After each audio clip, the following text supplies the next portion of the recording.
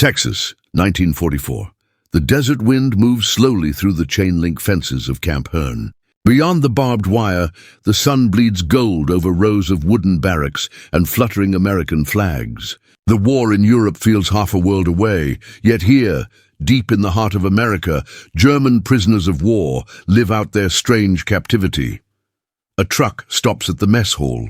Inside, a line of women in faded Luftwaffe nurse uniforms shuffle forward, their boots scuffing the wooden floor. The smell hits first: grilled beef, buttered potatoes and coffee. One of them, Liesel Hoffmann, 26, daughter of a baker from Hamburg, freezes at the sight of it. Steak, real steak. The guard behind the counter smiles politely. Next, she hesitates. The word prison echoes in her mind. Back home, German propaganda said Americans tortured prisoners, starved them, humiliated them. But here she is, staring at a plate fit for an officer's table. She sits, hands trembling, whispering to the woman beside her. Is this prison food? Forks clink. Outside, a flag flaps against the Texas wind. Inside, silence, except for the sound of disbelief. By mid-1943, the tide of war had begun to turn against Nazi Germany. The Afrika Korps was collapsing under the Allied drive across North Africa, and tens of thousands of German soldiers surrendered at Tunisia. The victory brought a problem that few Allied planners had anticipated: what to do with so many prisoners. Within months, the Allies were holding nearly 250,000 German troops, and every week more came ashore in Italy and the Mediterranean. Europe had no space left to contain them. The United States offered an answer.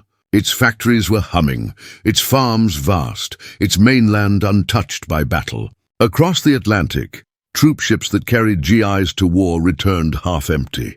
Now they would bring back a different cargo: captured enemy soldiers. The voyage was long and secret, guarded from submarines and public eyes alike. The prisoners were told only that they were being relocated. Few imagined they were bound for America itself. By late 1943, the first convoys arrived at ports like Norfolk, New York, and New Orleans. The prisoners disembarked under military police escort, blinking in disbelief at the sight of skyscrapers and crowds that did not jeer. They were herded onto trains bound for the interior: Texas, Oklahoma, Arkansas, Kansas, places chosen for their isolation and mild climate. There, entire compounds of wood and wire rose from empty fields almost overnight. Each camp was laid out like a small town: barracks, infirmary, library, chapel, theater, and the ever-present double fence of barbed wire. Among the thousands of men, a smaller and quieter group drew particular attention: women captured while serving as auxiliaries, nurses and communication staff in the Wehrmacht and Luftwaffe. Most had been stationed in North Africa or Italy. They were not combatants, but had worn the uniform and shared the fate of the defeated. Under international law, they too were prisoners of war, and they too crossed the ocean.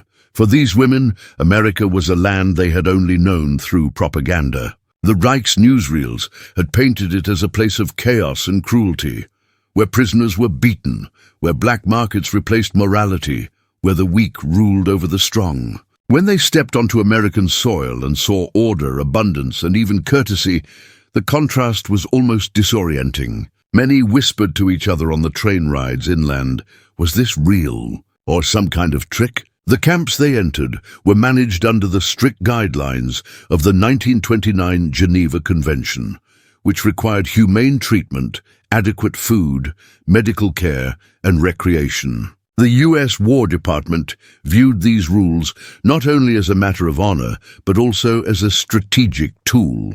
Treating German prisoners well meant better treatment for American POWs in Axis hands, and perhaps, in time, a seed for democratic re-education.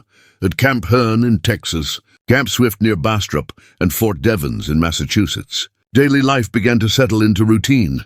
Reveille at dawn, roll call, breakfast, often eggs, oatmeal, bread, and coffee.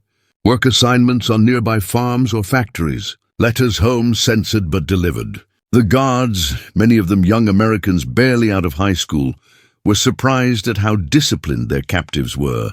The Germans saluted, organized their barracks with military precision, and even formed orchestras and theater groups. In evenings, when the sun dipped low, they played soccer behind the wire while local children watched from the fence. But the detail that shocked the prisoners most came at mealtime. The food portions were identical to those served to American troops. Steak, chicken, bread, butter, fresh vegetables, even coffee and dessert on Sundays. At a time when civilians in Germany were surviving on ration cards and ersatz coffee, the prisoners in America were eating better than many free citizens in Europe. The War Department justified it simply under the Geneva Convention. Rations must equal those of the captor's own soldiers. And in wartime America, flush with wheat, beef and milk, that meant abundance. For the women POWs, many of whom had endured hunger on the front lines, this abundance carried a strange moral weight. Some refused seconds out of guilt. Others wrote secretly in diaries that they no longer knew what to believe about the enemy. "If this is how they treat prisoners," one nurse wrote, "what else have we been lied about?" As months turned to years, the U.S. military began to realize the psychological effect of its policy. Kindness, discipline, and respect were proving more powerful than propaganda. And in the quiet of those camps, a new war was being fought, not with weapons, but with impressions, ideas, and the power of example. And it all began with something as simple as a plate of food. When the first German prisoners arrived on American soil, they were not met with cruelty, but with structure. Behind that structure was a deliberate policy, an effort by the U.S. War Department and the Office of the Provost Marshal General to prove that democracy could remain civilized even in total war. America's approach to its prisoners was rooted in the 1929 Geneva Convention, but it went beyond mere compliance. In Washington, policymakers saw humane treatment not just as moral duty, but as strategic leverage. Every steak served, every letter delivered, every medical check recorded, it all served a quiet purpose, to show German soldiers that their enemy was not the barbarian their leaders had described. By 1944, more than 425,000 German POWs were held in nearly 700 camps across the United States. They were spread out from California's desert to the pine woods of Louisiana, from the snow of Wisconsin to the plains of Texas. Each camp functioned like a small, self-contained world. Within its boundaries were barracks, mess halls, churches, theaters, sports fields, and even schools. German officers maintained discipline, while American camp commanders enforced overall security and Geneva standards. Inspections by the International Red Cross were routine and detailed. Representatives noted the quality of food, medical facilities, and fair treatment. The U.S. military knew these reports would reach both Germany and neutral countries, and that every detail would be used as propaganda, for or against them. The stakes were not only ethical, they were political. In some camps, American commanders even permitted POWs to maintain aspects of their own hierarchy. Officers did not have to work. Enlisted men did. This mirrored German military protocol. Yet within that framework, the Americans introduced subtle influences: education, films, reading material carefully selected to show democratic life. The idea wasn't to humiliate, but to plant doubt. Still, not everyone agreed with this policy. Newspapers occasionally published outraged letters from civilians. Why are our boys fighting overseas while Germans eat steak at home? For many Americans who had lost sons and brothers in the war, the idea of feeding enemy soldiers with quality rations felt like betrayal. But the War Department's response was firm and consistent. We treat them as we wish ours to be treated.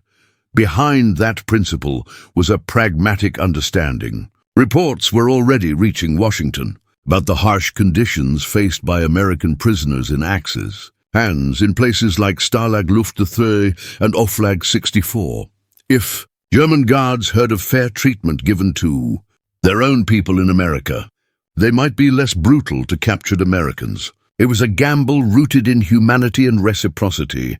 Within the camps, the results were visible. German prisoners who had once shouted slogans of loyalty to Hitler began quietly discussing freedom, democracy, and post-war life. Many had never seen America before. Now they saw it daily through the lens of fairness. The U.S. Army Special Projects Division took note and began a subtle program known as re-education.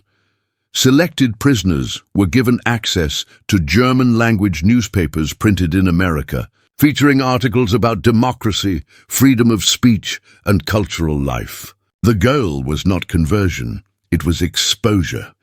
For the women POWs, this world was even more jarring. They had been told that capture meant dishonor. Instead, they were given medical care, warm beds, and 3 meals a day. Some were assigned to hospital work, caring for wounded Allied soldiers under supervision. Others helped in kitchens or laundries. The guards, bound by regulation, treated them with courtesy, sometimes even deference. Over time, suspicion turned into an uneasy trust.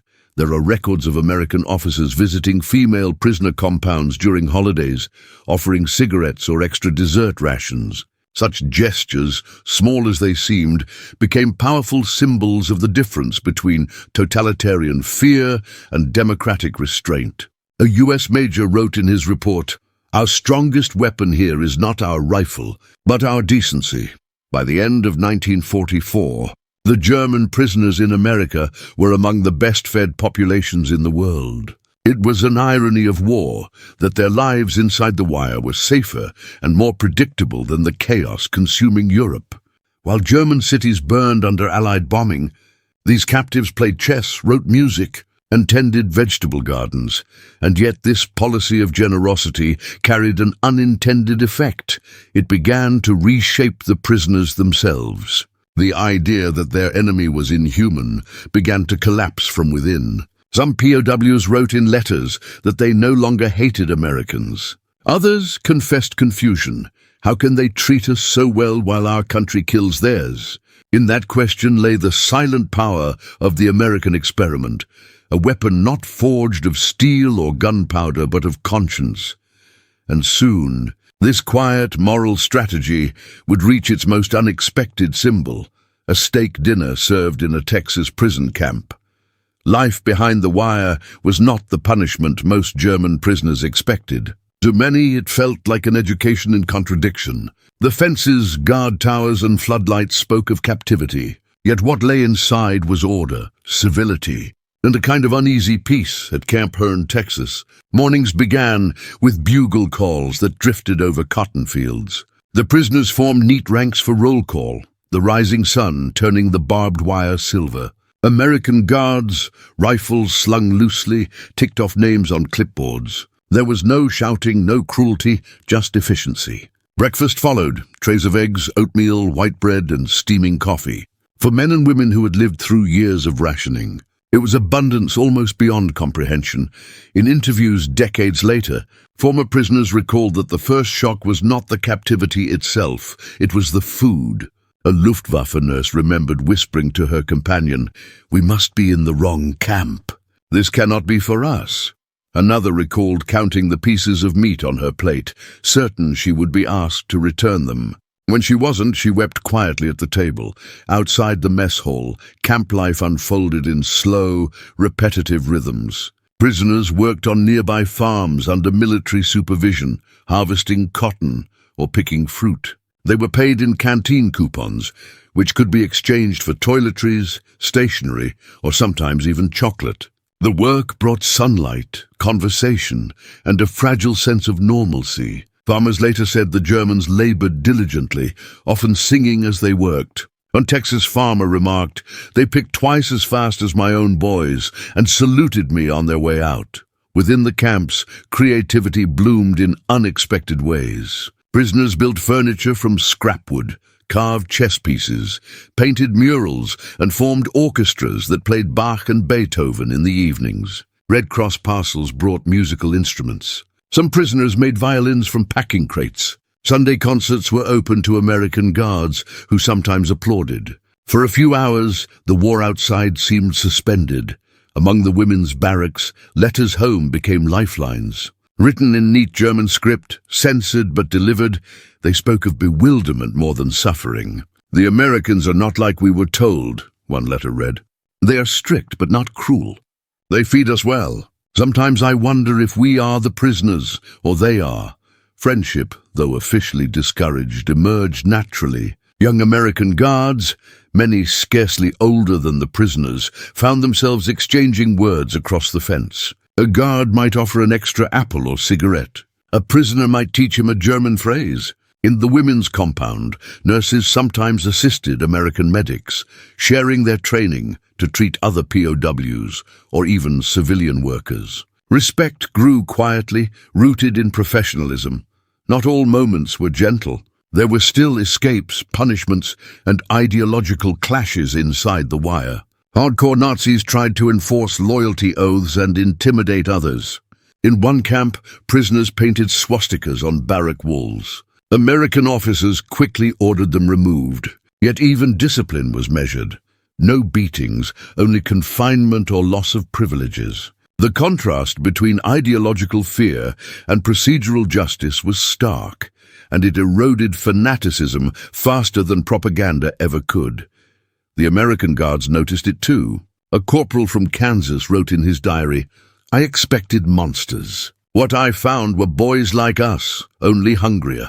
His words echoed a broader realization spreading across the camps. Humanity had survived the uniform. The food, however, remained the enduring symbol. Every meal reminded the prisoners of a moral contradiction. Back home, their families starved under Allied bombing. Here they ate like soldiers of victory. The act of feeding the enemy so generously became a quiet sermon on values. It said, without speeches, "We will not become what we fight." To the female prisoners, the message struck deeply. They had been trained to see compassion as weakness. Yet in the orderly kindness of their captors, they sensed a strength of another kind, the power of restraint. When recalled years later, I learned more about power from those guards who did not shout than from all the men who ever commanded me. Outside the camp gates, local communities adapted in their own ways. Shopkeepers sold soap and stationery to the military. Churches petitioned to send Bibles, and some townsfolk attended POW art exhibitions. A few German prisoners were even invited to sing Christmas carols at local churches under escort. The sound of Stille Nacht, blending with Silent Night in a small Texas chapel, became one of the war's quiet miracles, an echo of shared humanity beneath the noise of global conflict. For many prisoners, that night was the turning point. It was the moment they began to see America not as an enemy, but as an idea, one that lived not in speeches, but in everyday decency. And from that realization would emerge one of the most subtle yet decisive psychological shifts of the entire war. Behind the calm order of those camps lay a policy as deliberate as any battlefield plan. The U.S. government's humane treatment of German POWs was not born from sentiment. It was a calculated decision grounded in international law, public image, and long-term strategy.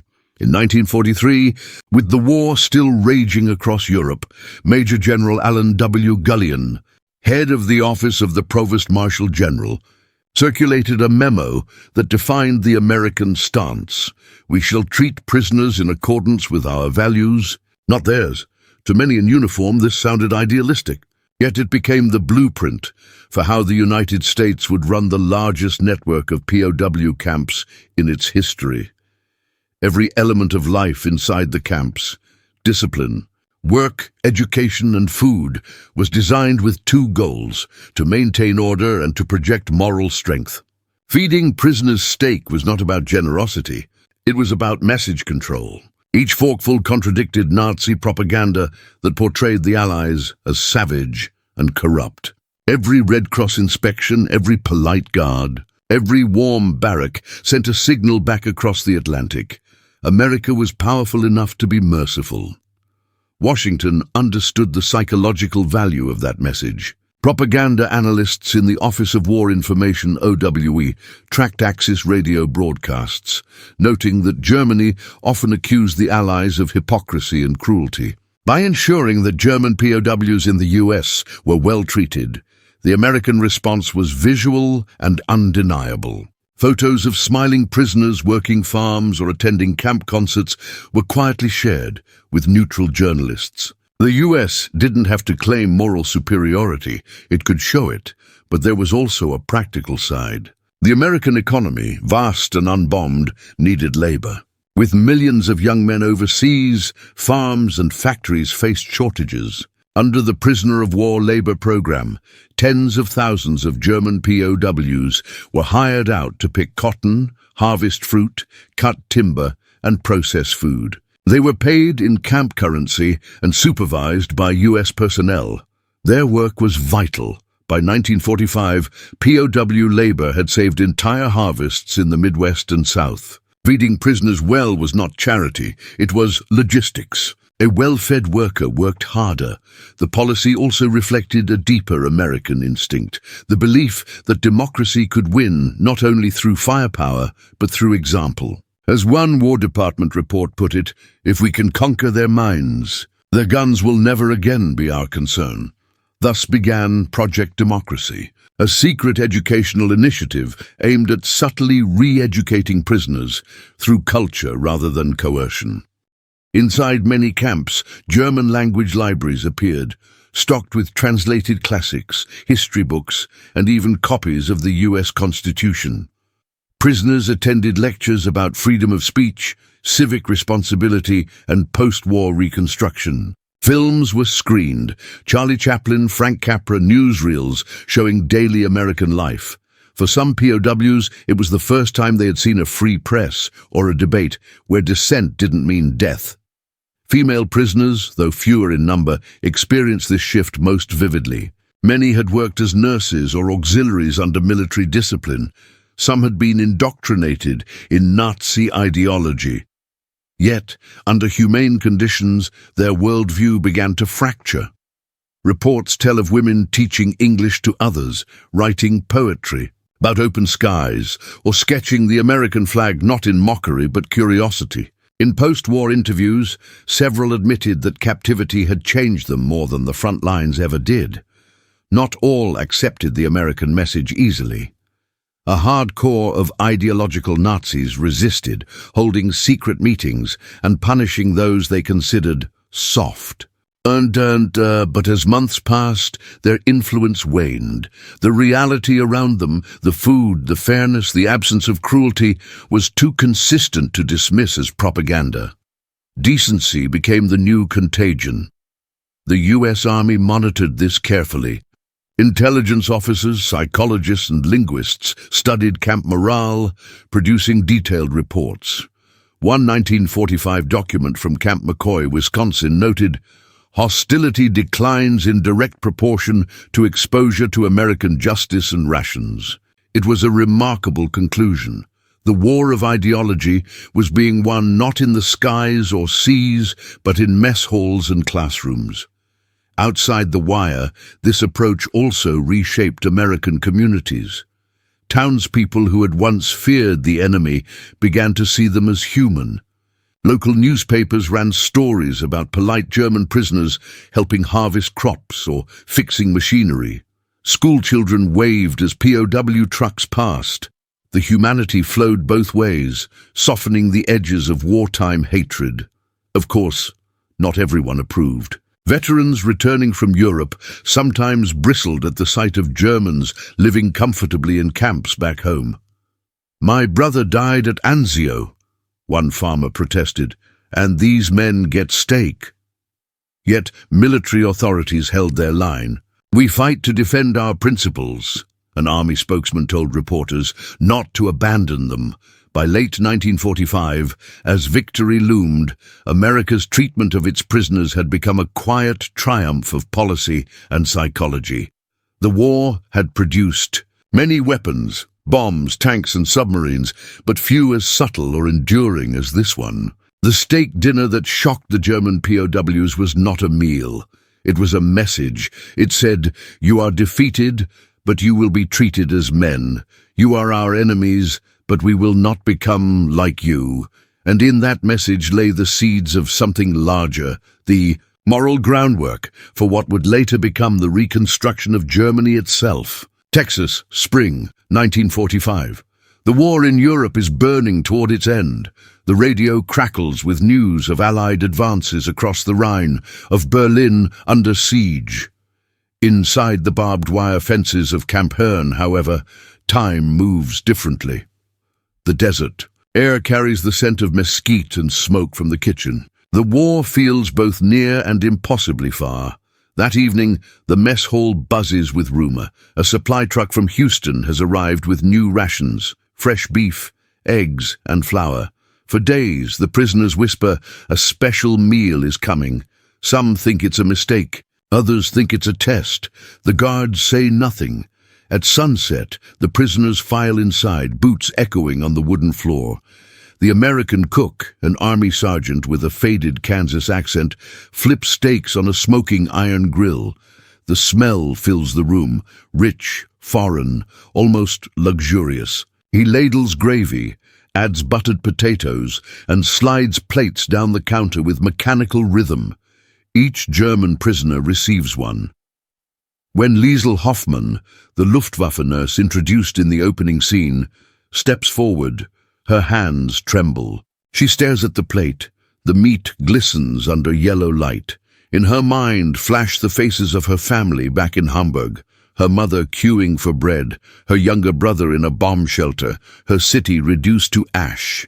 She had imagined American camps as cages, filled with hunger and humiliation. Now in front of her is a meal that feels like home.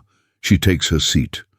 Across the table, a young Wehrmacht radio operator mutters, "They're mocking us." Another shakes his head. "No, look at them. They're serious." At the far end of the room, an American officer stands quietly observing. He doesn't smile, doesn't speak, just watches. For him, this moment is deliberate, a psychological strike more powerful than a rifle shot.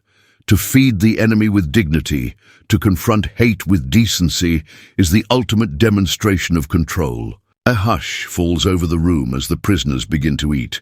Knives scrape plates. The sound is rhythmic, fragile, like the first calm after a storm. Liesl chews slowly. Tears well in her eyes, not from gratitude, but from confusion. Everything she had believed about her captors dissolves with each bite. Around her, conversation softens. Someone mutters, "In Germany, even civilians can't get this." Another says quietly, "Maybe they don't hate us after all." It is in that small, ordinary moment, a piece of meat on a wooden table, that America wins a different kind of battle. No flags are raised, no shots fired, but something fundamental shifts. A prisoner who no longer hates is no longer a soldier. Outside, dusk gathers over the camp. Guards patrol the perimeter, rifles slung low. One pauses, listening to faint laughter drifting from the mess hall. He smiles to himself. Guess they like dinner. Later that night, as the prisoners return to their barracks, Liesl sits by a small window, the desert wind brushing through the screen. She writes in her journal, her handwriting careful and small, "We were served steak tonight. Real meat cooked with care. I don't understand it. I thought they would starve us, hate us. Instead, they treat us like people. Maybe this is their strength, their calmness. They do not need to shout to win." Her entry would survive the war, one of many similar accounts found in diaries decades later, simple testimonies of disbelief turned to reflection. At the same hour in the officers' quarters, the American commander writes his own report. No disturbances. Prisoners behaved orderly. New ration distribution successful. He stops, then adds a line not required by regulation. Moral effect significant. By the next morning, the camp's routine resumes. Roll call, work duty, letters home. But something intangible has changed.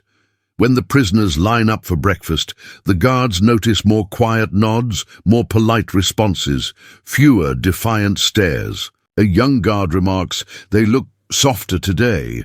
Indeed they are. The steak was more than a meal, it was a symbol. It said that civilization had survived the war, at least on one side of the wire.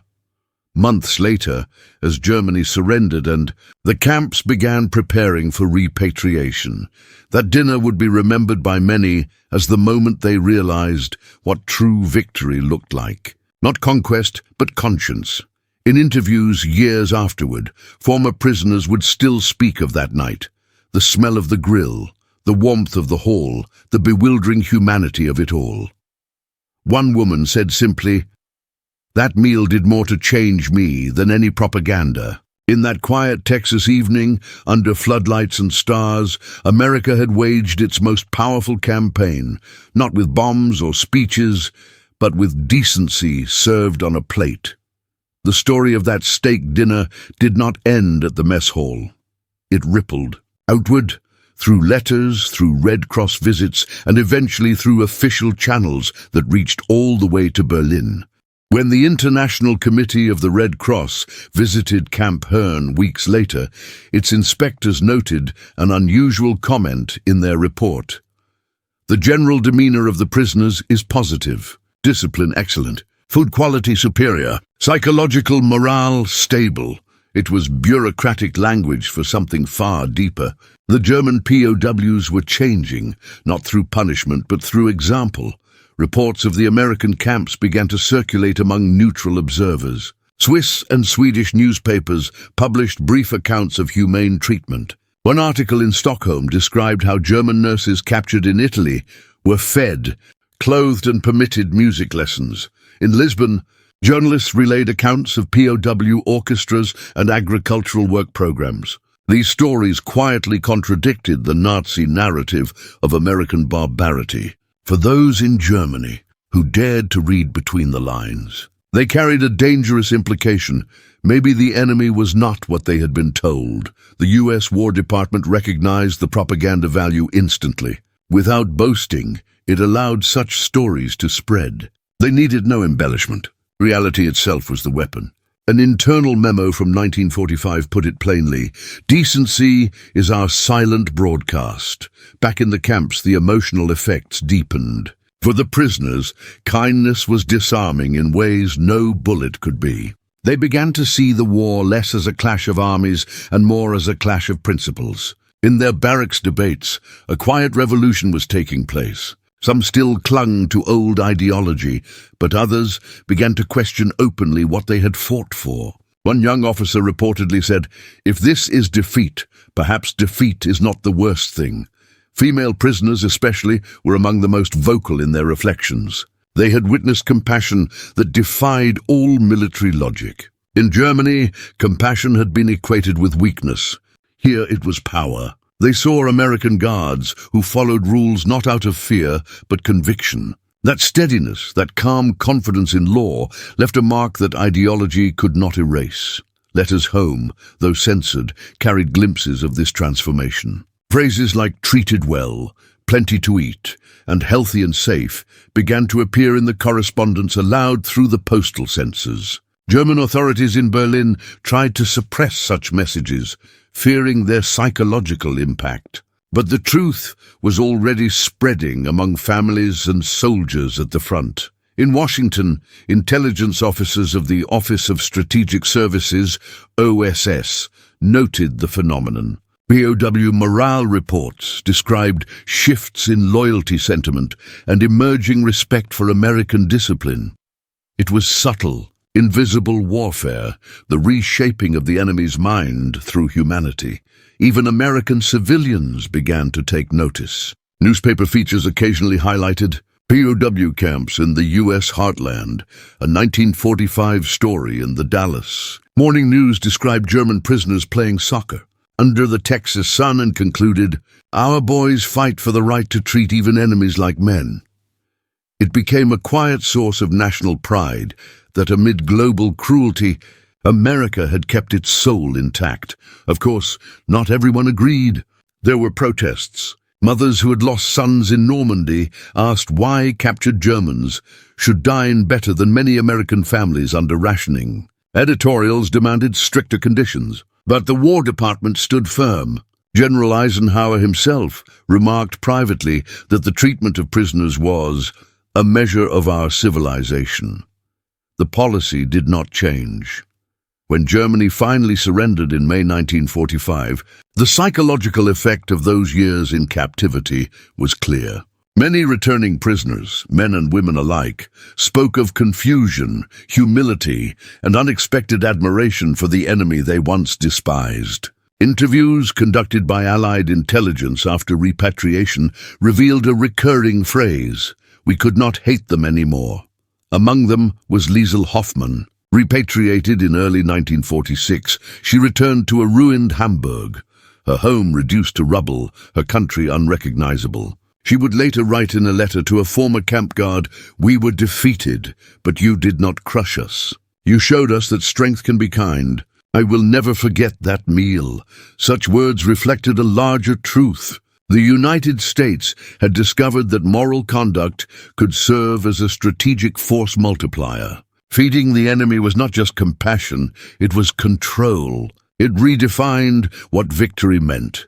The steak dinner in Texas became a symbol retold among both guards and prisoners for decades afterward.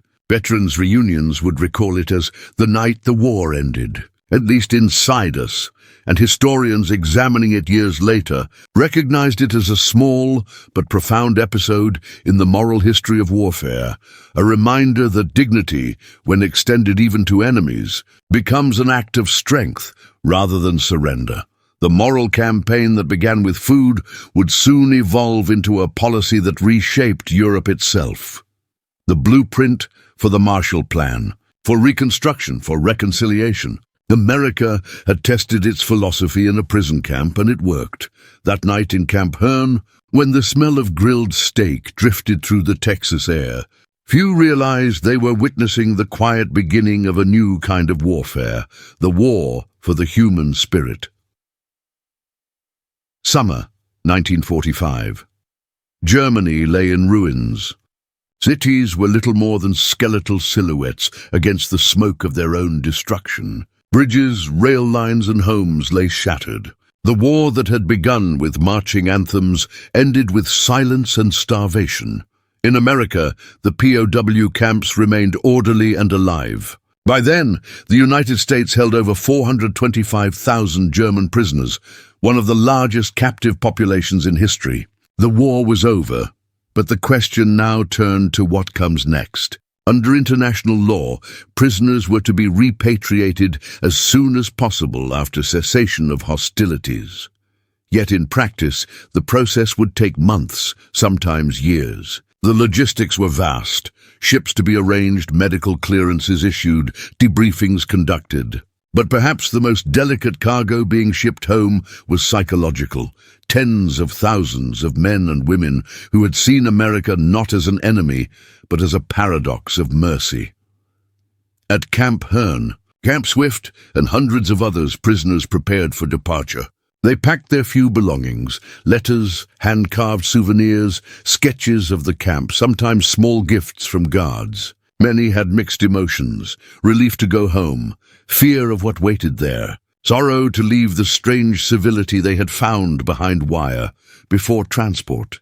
Each prisoner underwent a final inspection and received medical treatment, vaccinations, and food rations for the journey. The Red Cross ensured compliance, noting that the Americans continued to honor the Geneva standards to the end. In the shipping ports of New York and New Orleans, the same ships that once brought them to captivity now carried them toward a broken homeland. The farewells were surprisingly emotional. Guards and prisoners shook hands. Some exchanged addresses, a few wept. One Texas guard wrote later, "I never thought I'd feel sorry to see Germans leave." But they weren't enemies anymore. They were just people who'd seen too much of the world.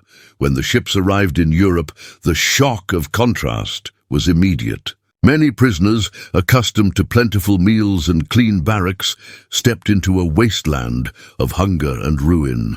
Germany's economy had collapsed. Food was scarce, infrastructure gone, families scattered.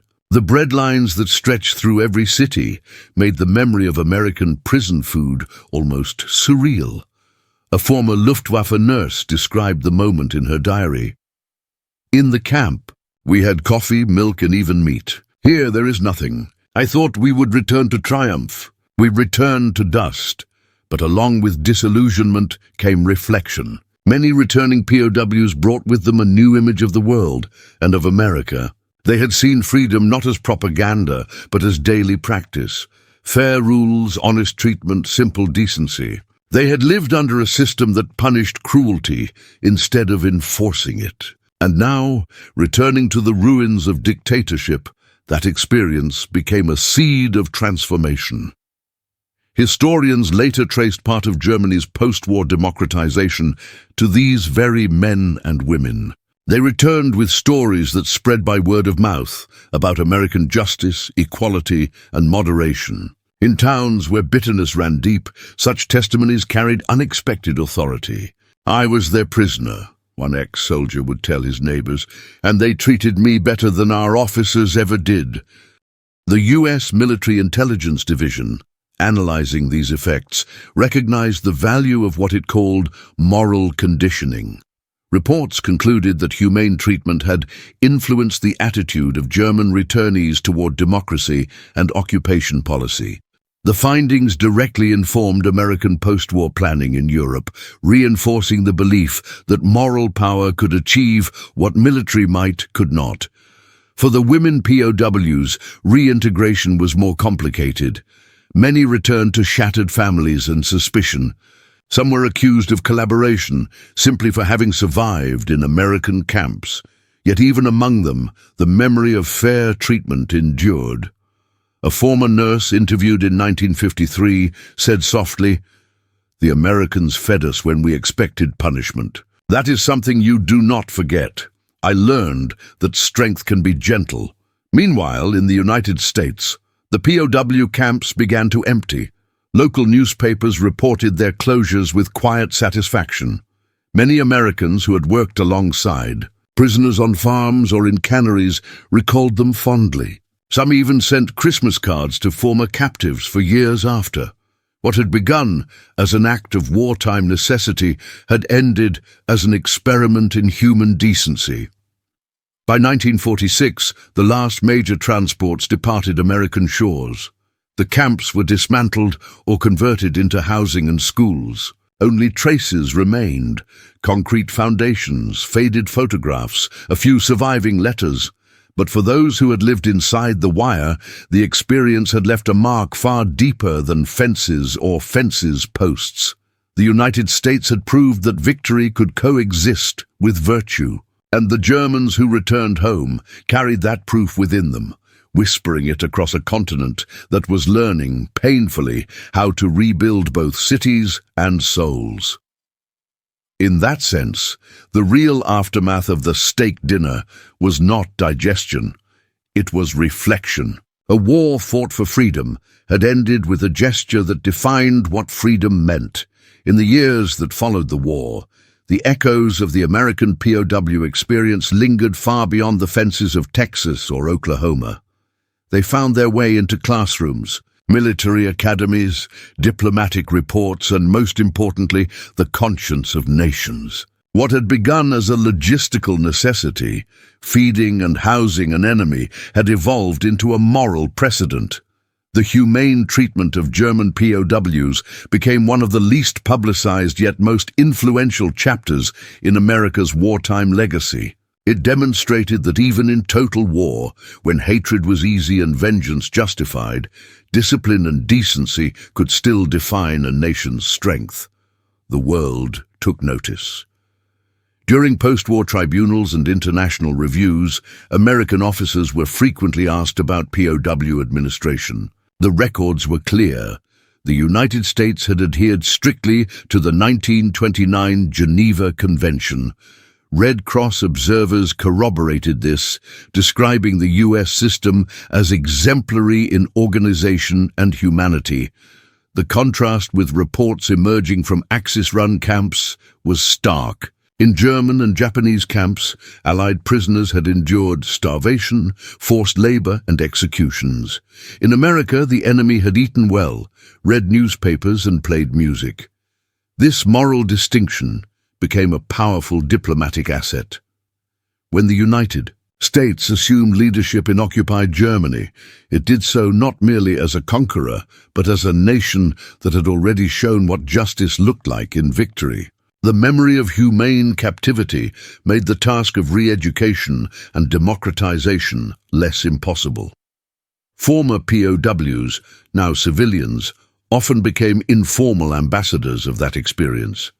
They told their families, their children, and later their students, what they had seen in America: fairness without weakness, power without cruelty. Sociologists studying post-war Germany noted a curious pattern.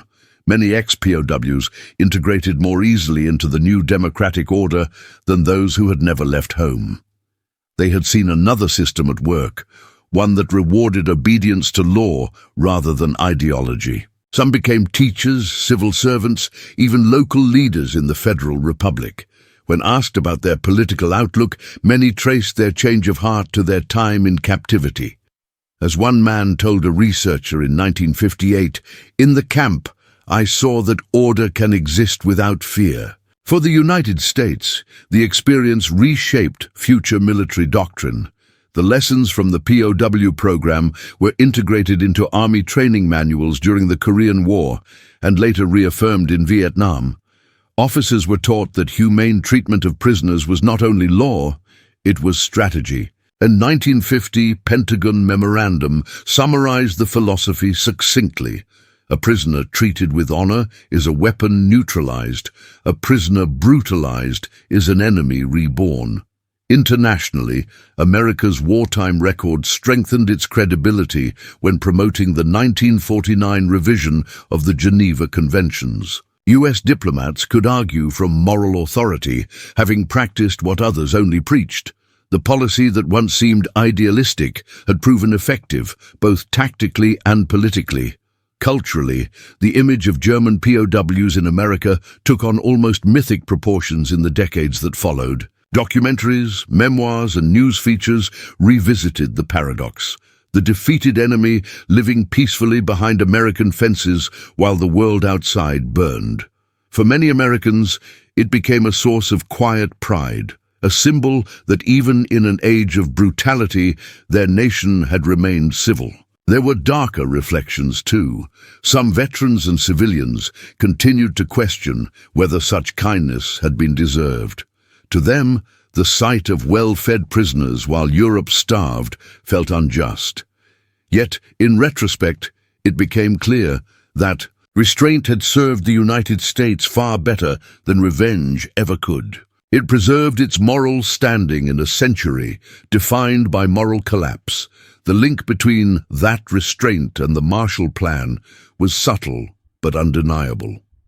The same belief that lasting peace depended on rebuilding, not punishing, guided both policies. America had fed its enemies in captivity. Now it would feed them in reconstruction. The ethical line ran unbroken from the camp kitchens of 1944 to the warehouses of 1948, where food aid and rebuilding materials left American ports bound for Europe. By the time the Cold War began, many of the former German POWs who had once sat in Texas mess halls found themselves on the front lines of a new ideological struggle. This time as partners, not prisoners. Their memory of humane captivity became, in a quiet way, part of the moral foundation of the new Western alliance. In military academies decades later, the story of America's POW camps was taught not as a tale of charity, but of calculated humanity, a demonstration that decency, when disciplined, could be a weapon sharper than steel. Commanders studying counterinsurgency or psychological warfare were told that the treatment of prisoners is the first test of a nation's moral armor. And so what began as a simple meal in a dusty Texas mess hall became a legacy written into doctrine, diplomacy, and conscience. Because sometimes the most powerful act of war is not destruction, but restraint. And the strongest victory is not over the enemy's land, but over his heart. War reveals the worst of humanity, but sometimes it also reveals the best.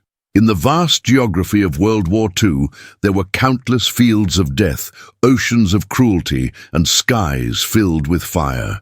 Yet far from the front lines, in places like Camp Herne, there existed a smaller, quieter front, a moral one.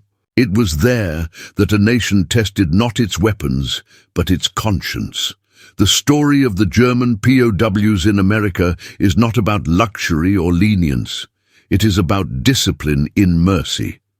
The United States, by feeding and housing its enemies with dignity, proved something that war often makes easy to forget, that justice can be firm without being cruel, and that strength need not roar to be felt.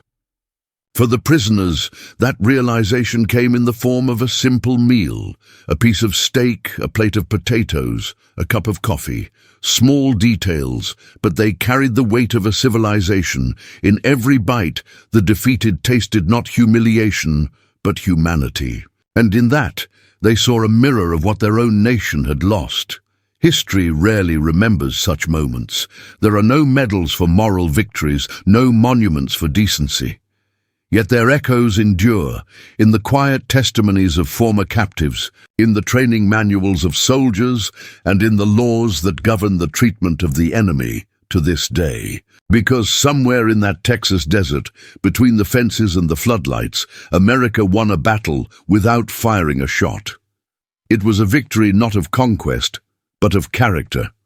A proof that the ideals written on paper in 1776 could still stand, even in the chaos of a global war.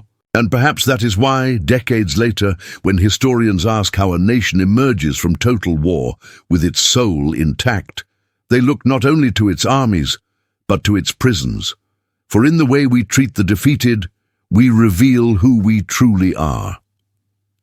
History remembers wars by battles, but the real victories are often moral. If stories like this move you, subscribe for more forgotten chapters of World War II.